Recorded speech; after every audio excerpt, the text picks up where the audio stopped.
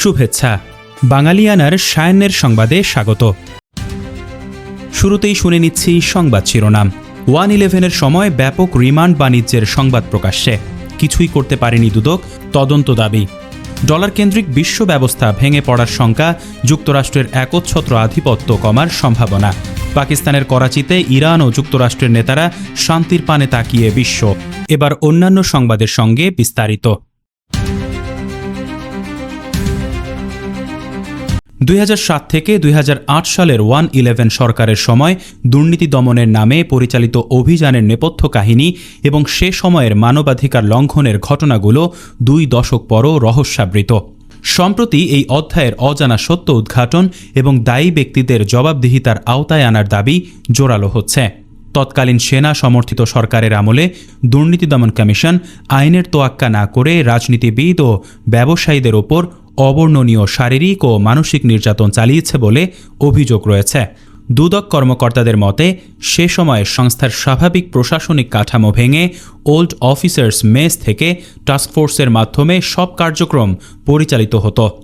বিশেষ করে lieutenant general Masud Uddin Chowdhury ও colonel Hanif ইকবালের নেতৃত্বাধীন সিন্ডিকেটের বিরুদ্ধে রিমান্ড বাণিজ্য এবং অর্থ আদায়ের উদ্দেশ্যে নির্যাতনের গুরুতর অভিযোগ উঠেছে।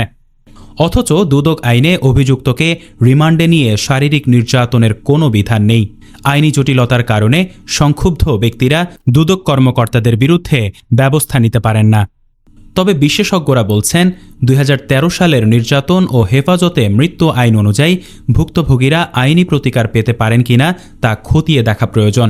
দুদকের রিমান্ড বাণিজ্য 1-11 পরবর্তীতেও লক্ষ্য করা গেছে। বলা যায় তা দুদকের মডেল আকারে দাঁড়িয়ে যায়, যে কারণে তা বিগত আওয়ামী লীগ সরকারের সময় এবং পরবর্তীতে অন্তর্বর্তী সরকারের সময়ও পরিলক্ষিত হয়। 1-11-এর সেই অসাংবিধানিক কর্মকাণ্ড ও দুর্নীতির নেটওয়ার্কের আড়ালের সত্য বের করা গেলেই ভবিষ্যতে এ ধরনের ঘটনার পুনরাবৃত্তি রোধ করা সম্ভব হবে।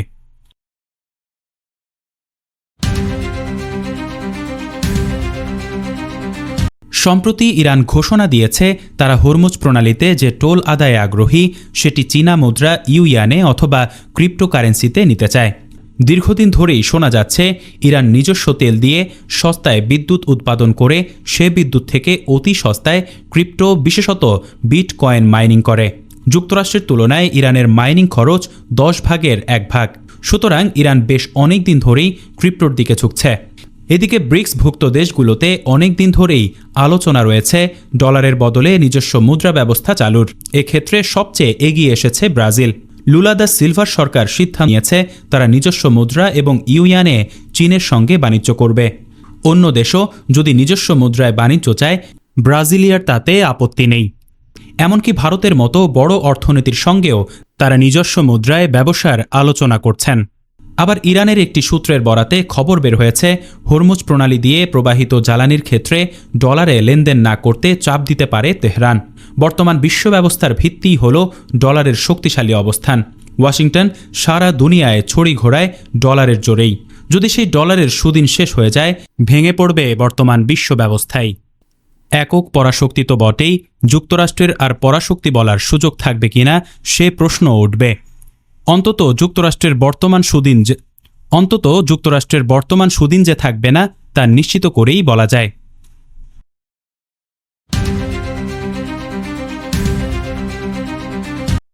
সবার চোখ এখন পাকিস্তানের দিকে।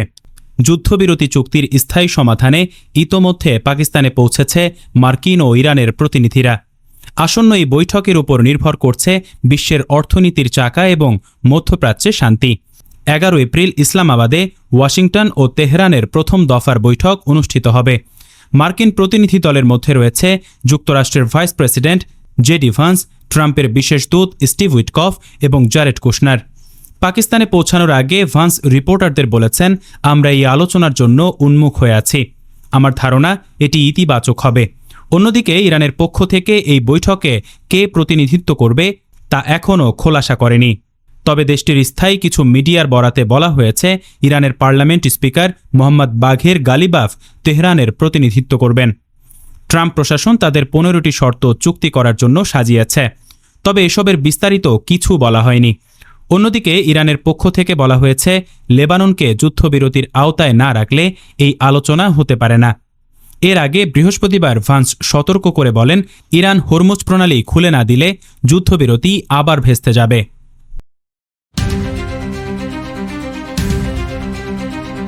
মমতা ব্যানার্জির তৈরি করা অস্ত্রেই তাকে হারানোর কৌশল নিয়েছে বিজেপি। পশ্চিমবঙ্গের নির্বাচনী ইশতেহারে লিখিত ঘোষণা করে নেমে পড়েছে ভাতাযুদ্ধে। প্রকাশ করা বিজেপির ইশতেহারটিতে পশ্চিমবঙ্গের আগামীর জন্য একটি রোডম্যাপ দেয়া হয়েছে, কিন্তু তার চেয়েও উজ্জ্বলভাবে রয়েছে নানা ধরনের ভাতা। মমতার সরকার যত রকম বা যে পরিমাণ ভাতা চালু করেছে তার কয়েকগুণ ভাতা তথা আর্থিক সহায়তার কথা নির্বাচনী ইশতেহারে ঘোষণা করেছে বিজেপি। গত 15 বছরে পশ্চিমবঙ্গে নানা রকমের ভাতা চালু করেছেন মুখ্যমন্ত্রী মমতা। লক্ষ্মীর ভাণ্ডার প্রকল্পে প্রথমে মাসে 500 রুপি করে নারী অ্যাকাউন্টে পাঠানো শুরু করেছিলেন, পরে তা বেড়ে হয় 1000 রুপি। এবারের ভোটের আগে তা পৌঁছে গিয়েছে 1500 রুপিতে। সম্প্রতি তিনি যুব সাথী প্রকল্পে বেকার যুবক যুবতীদের জন্য মাসিক 1500 রুপি ভাতা চালু করেছেন। ভোটের আগে এই দুই সিদ্ধান্ত মমতার মাস্টার স্ট্রোক বলে অনেকে দাবি করছেন। বিজেপিও ঝুঁকি না নিয়ে বলতে শুরু করেছিল যে মমতা যা দিচ্ছেন ক্ষমতায় এলে বিজেপি তার দ্বিগুণ দেবে। এবার নির্বাচনী ইশতেহার প্রকাশ করে খোদ অমিত শাহ সে কথা আনুষ্ঠানিকভাবে ঘোষণাও করে দিলেন। ফলে ইশতেহারে উল্লিখিত শিল্পোন্নয়ন, পরিকাঠামো উন্নয়ন, শিক্ষা এবং স্বাস্থ্য পরিষেবার উন্নয়ন ইত্যাদির চেয়ে ভাতা উন্নয়ন নিয়েই বেশি কথা শুরু হয়ে গিয়েছে।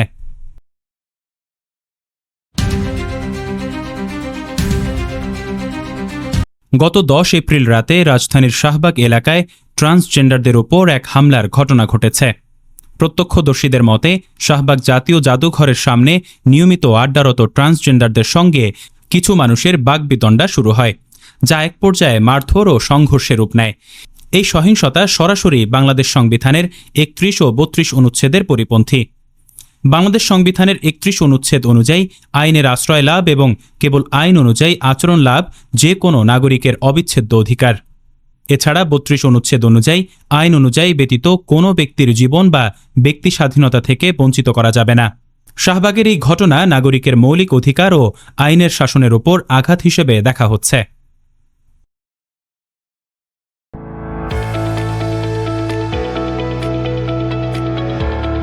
এবারে শুনে নিচ্ছি বাঙালিয়ানা বাণিজ্য সংবাদ। চলতি 2025-26 অর্থ বছরে দেশের জিডিপি দাঁড়াতে পারে 4%। পরবর্তী অর্থাৎ 2026-27 অর্থ বছরে তা বেড়ে হতে পারে 4.7%। তবে মধ্যপ্রাচ্য যুদ্ধের প্রভাবে এশিয়ার অনেক দেশের প্রবৃদ্ধি কমে এলেও কম্বোডিয়া, ভিয়েতনাম ও ভুটানের মতো দেশগুলো বাংলাদেশের চেয়ে সন্তোষজনক পর্যায়ে থাকবে।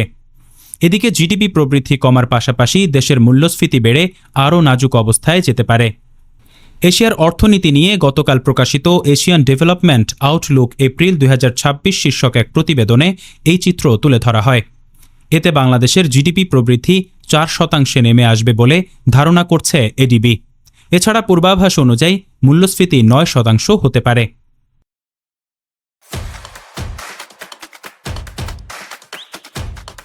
দর্শক, এবারে শুনে নিচ্ছি বাঙালিয়ানা ক্রীড়া সংবাদ।